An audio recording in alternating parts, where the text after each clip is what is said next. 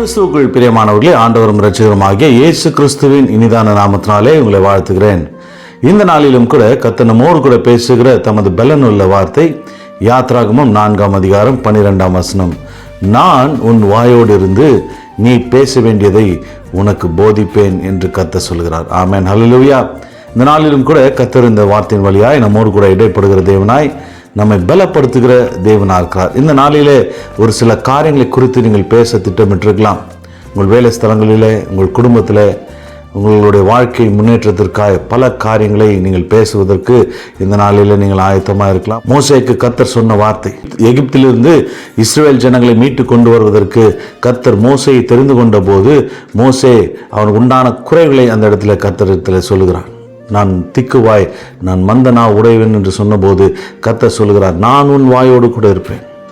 பல பேர்கள் இப்படிப்பட்ட சூழ்நிலைகளில் நாம் தள்ளப்படலாம். நாம் பேச தெரியாமல் நிற்கலாம்.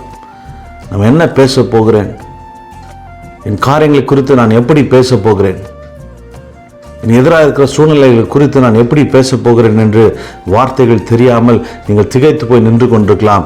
கர்த்தரை நோக்கி பாருங்கள்.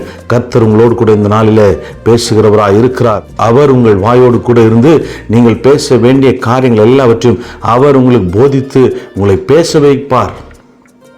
நீங்கள் கவலையப்படாதீர்கள். கர்த்தரை மாத்திரமே நோக்கி பாருங்கள். இந்த வார்த்தையை பற்றி கொள்ளுங்கள். ஆண்டவரே, இந்த வார்த்தையை கொடுத்தீங்க, மோசேக்கு சொன்ன வார்த்தை என் வாழ்க்கையில் நிறைவேற்றுங்கப்பா. நான் இந்த நாளில் பேச வேண்டிய வார்த்தைகளை எனக்கு போதித்தரலும். பேச வேண்டிய வார்த்தைகளை என் வாயிலை நீர் போடுவீராக. உண்மையை நோக்கி பார்க்கிறேன். நீர் என்னை கைவிட மாட்டீர் என்பதை விசுவாசிக்கிறேன் என்று கர்த்தருடைய சமூகத்தில் நீங்கள் நிற்கும்போது நிச்சயமாய் நீங்கள் பேச வேண்டிய வார்த்தைகளை வாயிலை கர்த்தர் போடுவார். அவர் உங்கள் வாயோடு இருப்பார். அவர் உங்கள் வார்த்தையாக இருப்பார். அவர் பேசுகிறவராய் இருப்பார். கர்த்தர் உங்கள் நாவிலே வார்த்தைகளை போடுவார். கலங்காதிருங்கள், திகைத்து போகாதிருங்கள். அவரை நம்புங்கள். கர்த்தர் உங்களை கைவிட மாட்டார். எங்கள் அன்பின் பரலோக பிதாவே, இயேசு கிறிஸ்துவின் நாமத்தினாலும் சமூகத்தில் வருகிறோம்.